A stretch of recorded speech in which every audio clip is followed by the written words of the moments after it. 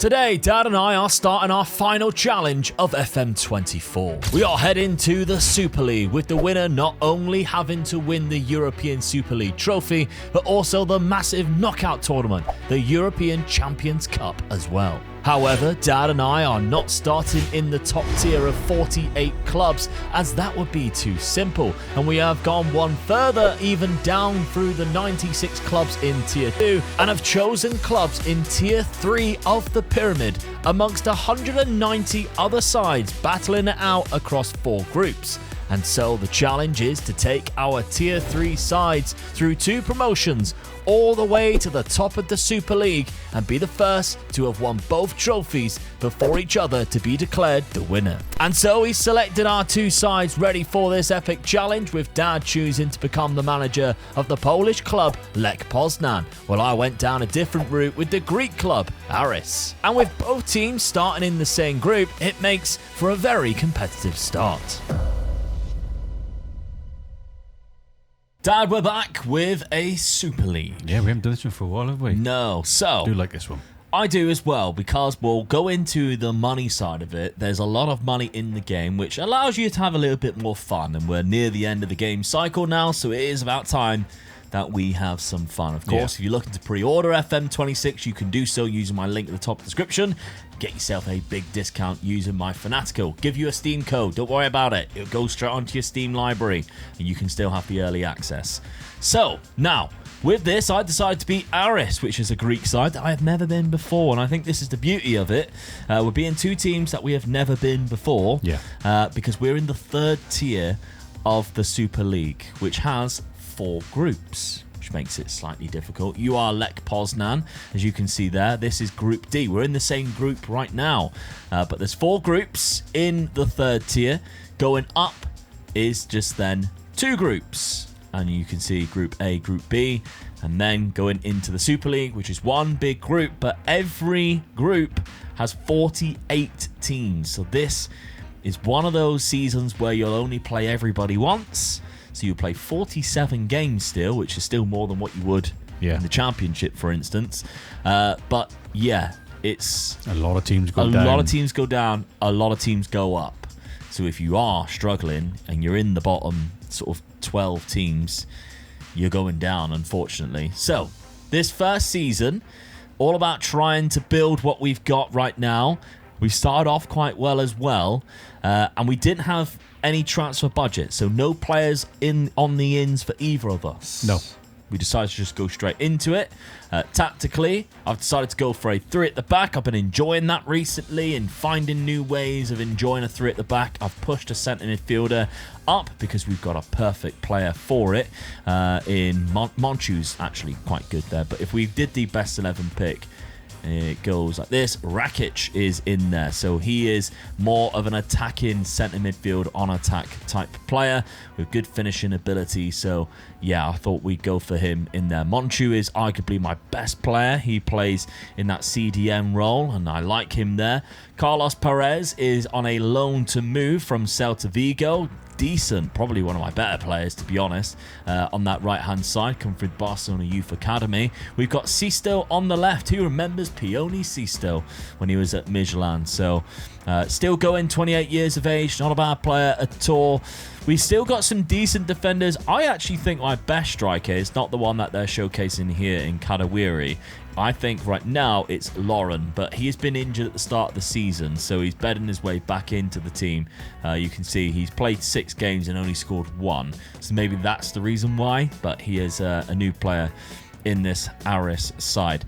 And at the start of the season, we've played some difficult fixtures. We've played some easier ones. We've lost to Lugano and Famalicão, but we've won the other, 6 games? 7? No, 6 games.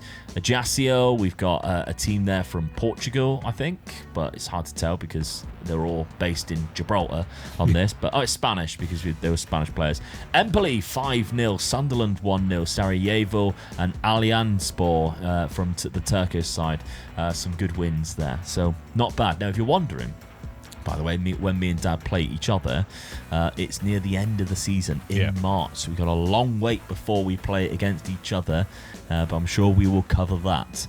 Now, Dad, before we go on to the money side of it, again, no transfers in or out for you. We went straight for it with this Lech Poznan side.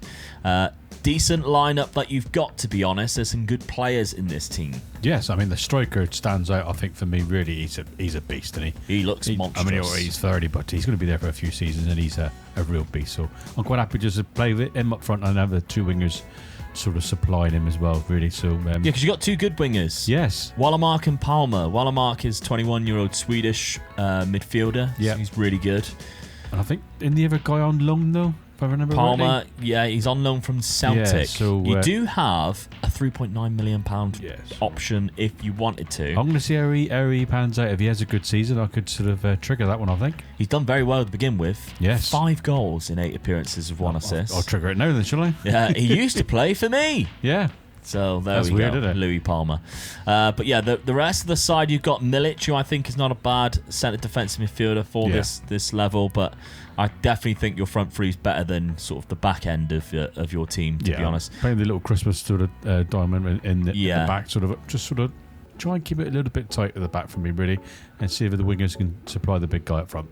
Well, start of the season's been really good for you. You've actually only lost 1 game of the season against Barry, which of course was the last team that I had in one of these challenges, 4-1. Won every single game apart since. from that, yeah, great start. I'm really pleased. I'm buzzing. Yeah, beat some big teams, FCSB, the likes of Hansa Rostock. So these are the types of teams that we're in, right? The second and third tier clubs that we're against right now. Those are the sort of standard of clubs that we are going up against. So let's have a look at money-wise. Now, you're already through the Champions Cup into the next round. That was the second round that you've just played in, which means now you go into the third round.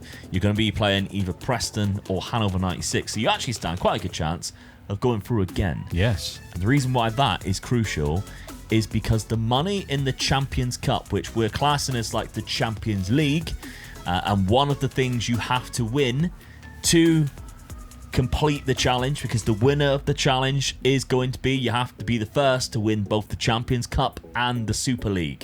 So it's no good just being good at one. No. Which is exactly what we did last time, and it proved to be a lot of fun. Yeah.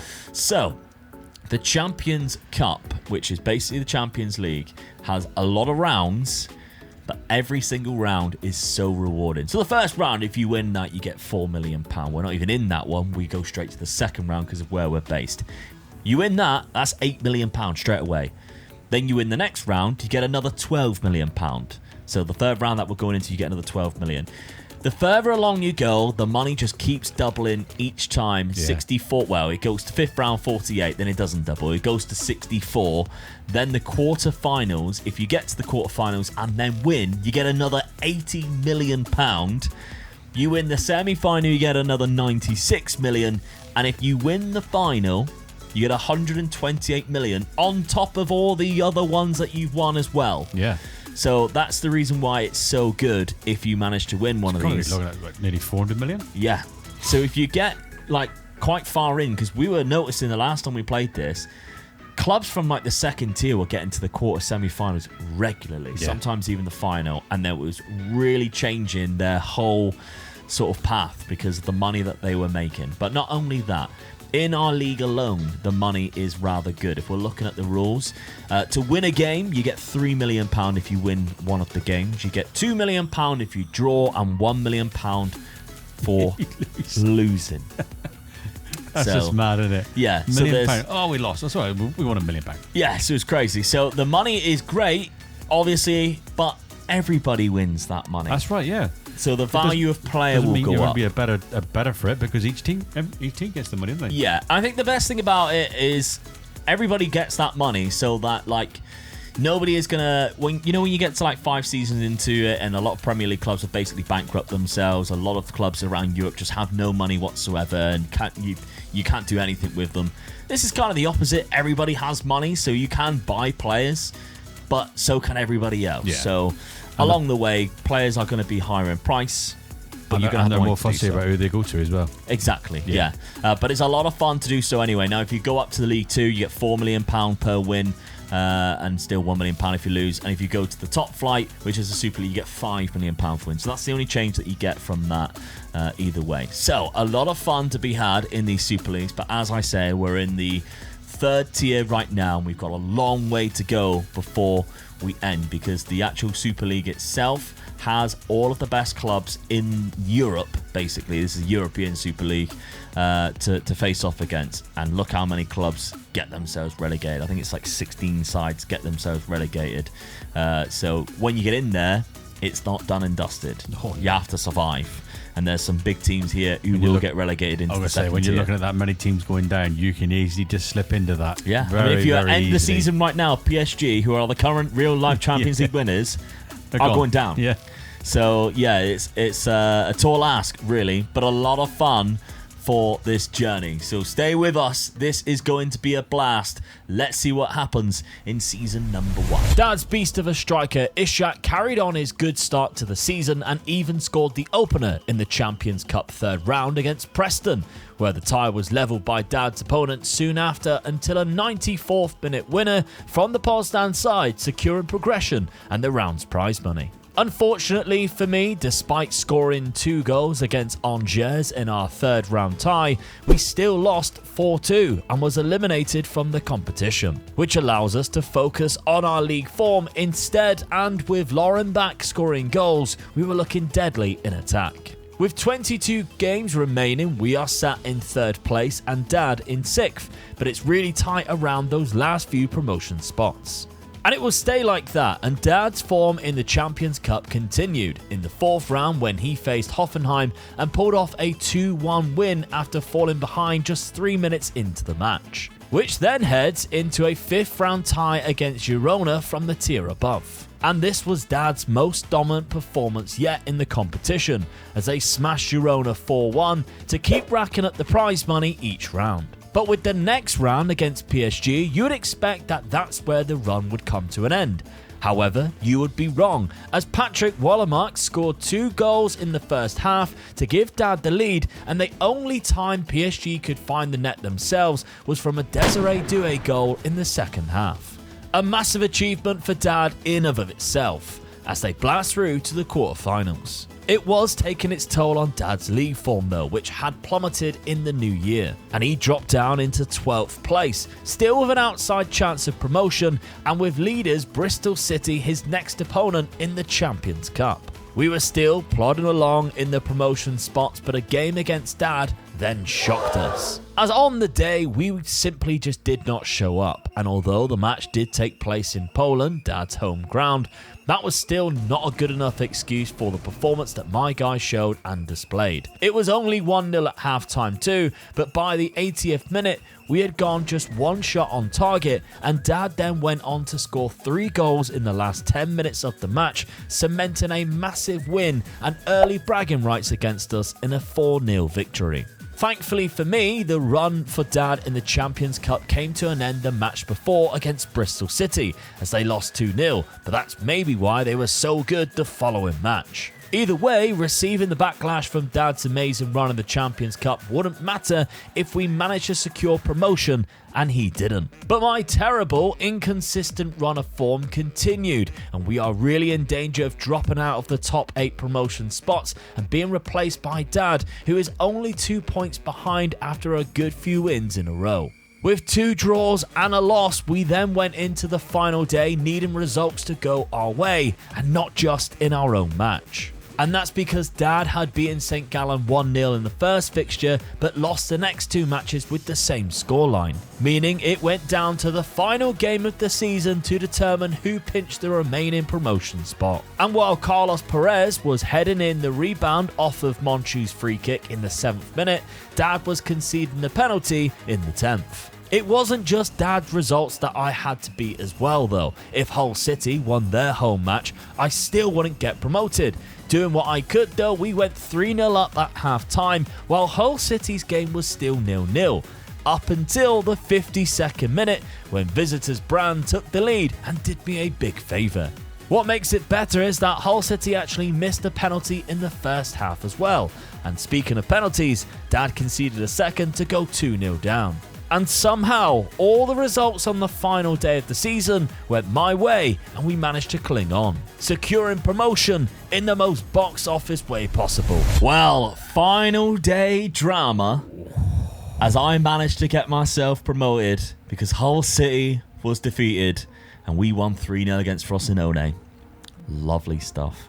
However, I think you should be really annoyed with your end of the season. I am really kicking myself. I lost the last 3 games of the season. Didn't even score a goal. I missed promotion by 4 points. Yeah. And I dropped 9 points there.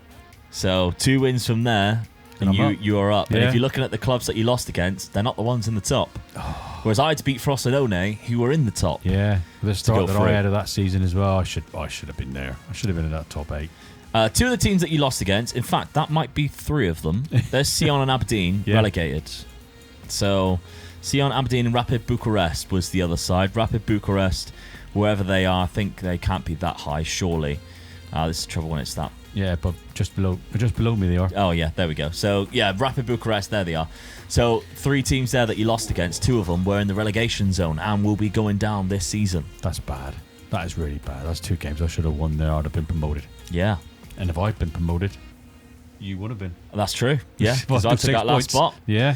83 points. So I'll be going up to the UEFA 2 League, the second Super League right now for the next season. We didn't have any players in there, which is not too shocking, to be honest, I don't think, considering obviously how good and how many games and everything everybody's played. It's not surprising whatsoever.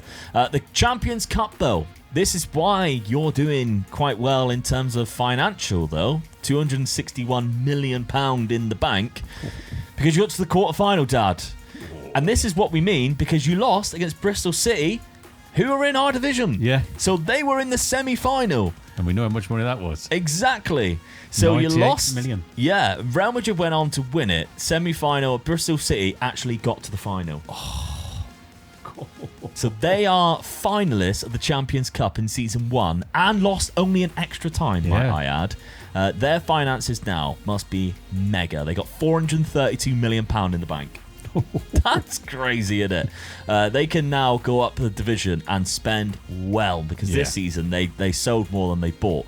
So, yeah, they can spend really well. And that's how life-changing for a club it can be in this database. They've just done really well in the Champions Cup, got all the way to the final, and they're sitting pretty now in the Super League. Gutted I lost against them, really. Yeah, but you had a great run. Yes, you had a great run. A really good bit of money in my budget. You beat PSG in the 6th round, so 5th round knocking out Girona there 4-1.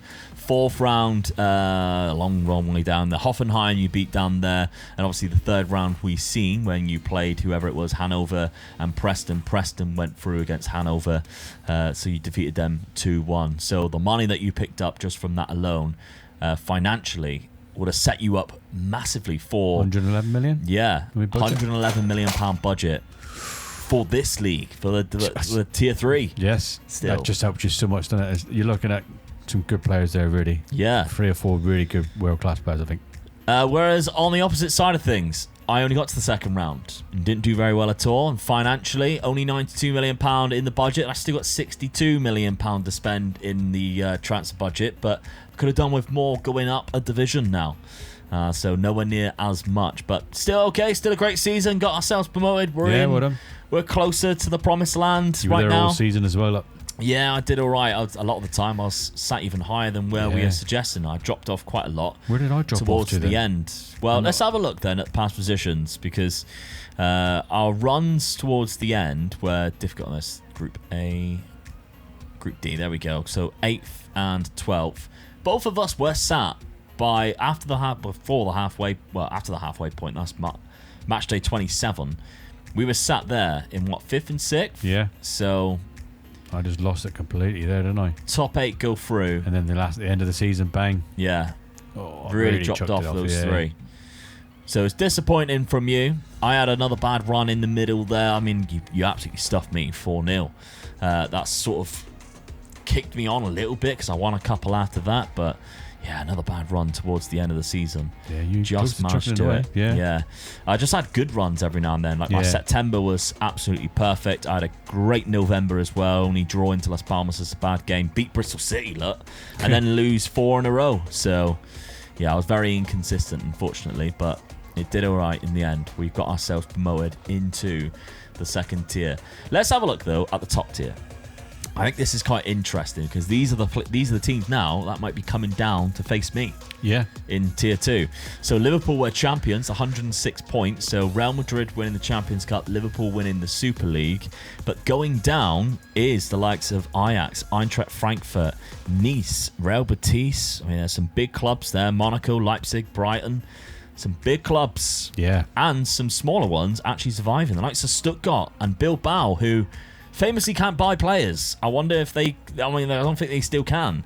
So I wonder how long they'll survive with all this money and obviously only relying on players coming through. Be interested to see how they... Like Fenerbahce doing very well as well. Like Galatasaray doing really well.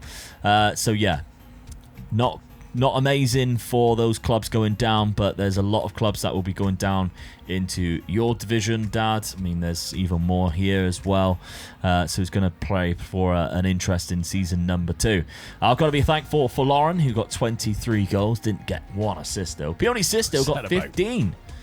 13 goals, 15 assists. Obviously, Carlos Perez, who's going to be my new player next year.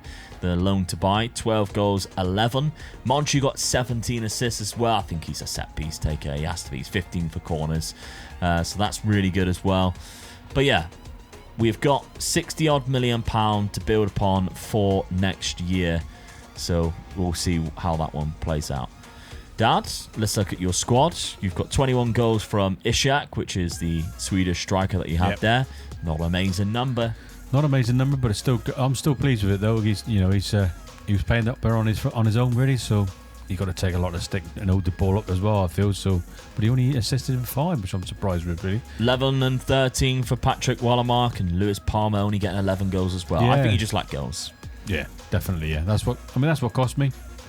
I lost those last 3 games to 0. I think I lost each game 0, something 0, didn't I? So yeah, goals cost me. So yeah, that's what I'll be definitely looking at. With your 111 million pounds. I'm definitely getting a striker in, aren't I? Yeah, definitely. All right then, well, let's see what happens this summer. One of my main aims for the summer was to upgrade my striker, and we sold Loren to help bring in his replacement, Pedro Mendes, for roughly the same amount of money. But he wasn't going to be the only new guy joining the club this summer, as we had another 5 transfers lined up.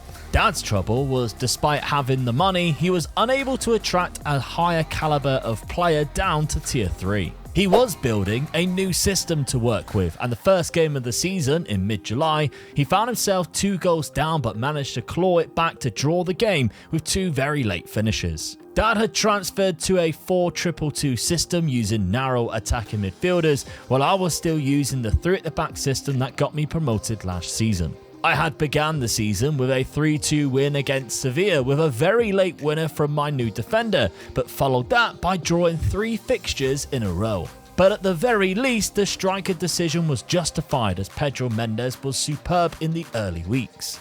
And the step up into tier 2 was challenging, but we were surviving for now. Dad was majority of the time on the winning side, but occasionally silly points were dropped that he would have to rid of to avoid missing out on promotion like he did last year. Alright, Dad, start of the season's not been too amazing, but a couple of losses to Real Zaragoza and Tromsø. Yeah. Drawing obviously to Empoli. Are you surprised at that with the amount of players that you have brought in? I am a bit, but it's that type of league, isn't it? You're going to lose a couple of games type of thing, so I've just got to make sure I tighten it up a bit more, really, I feel. Max Ndeka was your big signing. Yep. Left-sided centre-back. Good centre-back, yeah. So that's what I feel that I had to strengthen that up and stop conceding goals. So that's what I've done. I've brought him and a goalkeeper in as well. So I think I've got a good goalkeeper in as well.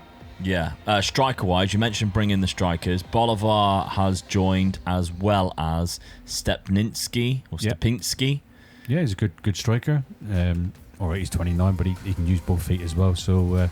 and his physicals ain't that bad. He's 6 foot. He knows where the net is. So, yeah, hopefully he can do the business for me as well.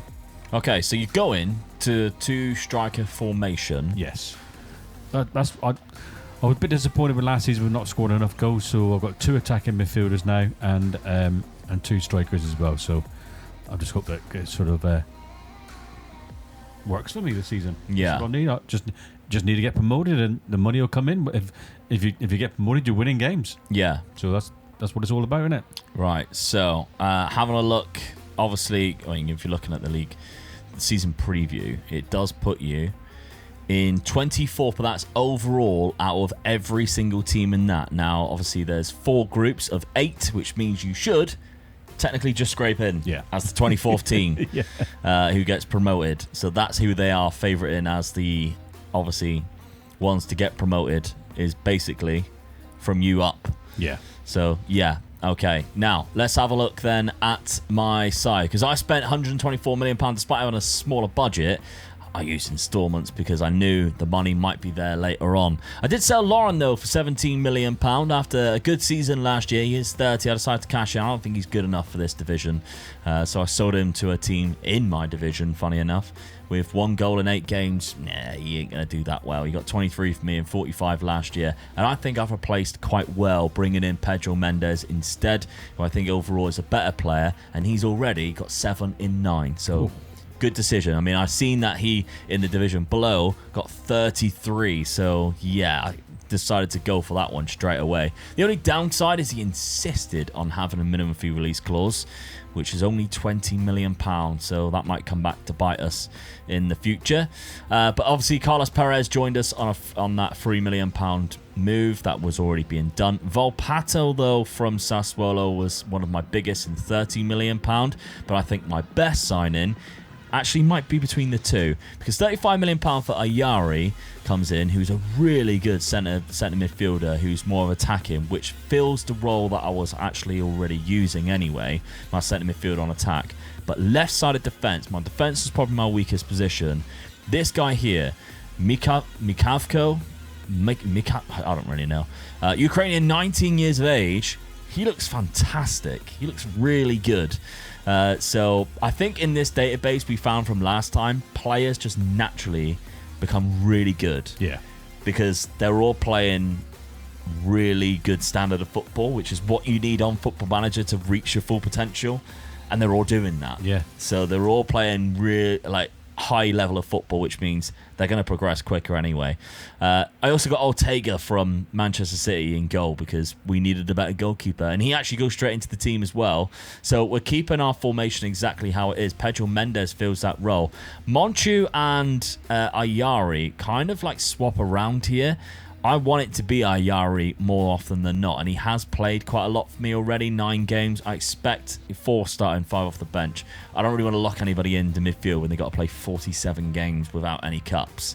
So I'm kind of just happy just to let them play it out. I think Ayari eventually, in the long run, will be far better, because the player that actually went in there instead is on a loaned him out anyway. So there's other players that do. I think Racic has been playing quite a few games. Volpato has played a few at centre mid as well. So I don't mind the rotation option for that centre midfield on attack position. But Mikavko goes straight in there. Ortega goes straight in there. Obviously my striker, goes straight in there and doing really well. But at the start of the season, we have gone up a division. Games are harder. We beat Sevilla straight away, 3-2, which I thought, well, this is great. Scored in the 92nd minute, but then we've drawn quite a lot of games. Also drawing to Como, losing to Reims and Lens. So some bad results in there. Only winning against Sevilla, Espanyol and Hellas Verona. Plus knocking Bromby out of the cup, which means we are in the next round, which is the 3rd round there, against St. Pauli. So, happy days. I think you're also in it, Dad, and you've got Wolves in the next round. So we've already seen the money that it can bring you in that competition. So that's something that we're all going to be trying to do, is finish very well in that competition going forward in season number 2. Dad's good form continued into September, winning 3 games from 4, with Stepinski scoring 5 goals. His form in the league in the next 3 months, however, was really inconsistent, and he couldn't get a good run of wins going. Not to mention, he had also lost in the 3rd round of the Champions Cup, which is where I exited the competition too. Pedro Mendes was scoring a lot of goals, which was still fantastic for us. However, we were either winning games comfortably or we were completely out of them by losing 3 or 4-0. And as we went into the new year, both of our sides had a good chance to gain promotion, with Dad slightly higher up his league table than me. And that's where Dad began a run like no other. Home or away, Dad's Poznan side refused to lose a game of football, going on an unbeaten run that stretched over 4 months and into April. and was also seeing them beat the teams around them to climb into first place. I was still really happy with my former Aris, and the fact that we even stood a chance of promotion in our first season in Tier 2 was pleasing. But Dad was a shoo-in for promotion if this continued and should be going for the title. Meanwhile, I was sat just 2 points outside with difficult games coming up. Pedro Mendes continued to score goals in an Aris shirt even in games we failed to win, and he took his tally to 33 league goals by the end of the campaign in an impressive step up from 2 tiers below. In the end, 2 unfortunate losses cost us in our promotion hopes in what was still a fantastic first season stepping up into Tier 2. But we ultimately missed out on promotion by 3 points as we sat in 10th spot. Dad's miraculous unbeaten run did come to an end in mid-April at the hands of an unlikely side in Slovakia, which unfortunately opened the door for some more bad losses where Stupinski was missing crucial penalties. And although there were some great performances still, the final day came and Dad was not celebrating a title lift. But the main aim of the season was, however, achieved. Right, Dad, no amount of money is going to come in, well, compared to last season, thanks to both of us finishing in the third round. That game we knew I had against Wolves, they done me. So, yeah. But I'm looking at the league this time. You're in the Super League. Yeah, that's next tier. Next tier, yeah. But I was comfortably there. I was there all season by the looks of it. So, yeah, I'm pleased with that. 92 points as well. Lost 9 games as well. So, but 92 points. I'm happy with that. Only 6 away from Empoli, who are top. Yeah, it's a really good year. And if you're looking at like the top scorers of it, Stepninski with the same amount of Lauritsen with 32 goals. That's good, isn't it? Yeah, so he's done signing, really well. Yeah, I was pleased with that signing. Yeah, that was the only player that was in there though. But yeah, still really good. Now, obviously, the third round by Wolves was also where I was eliminated by St. Pauli on penalties, so they went through.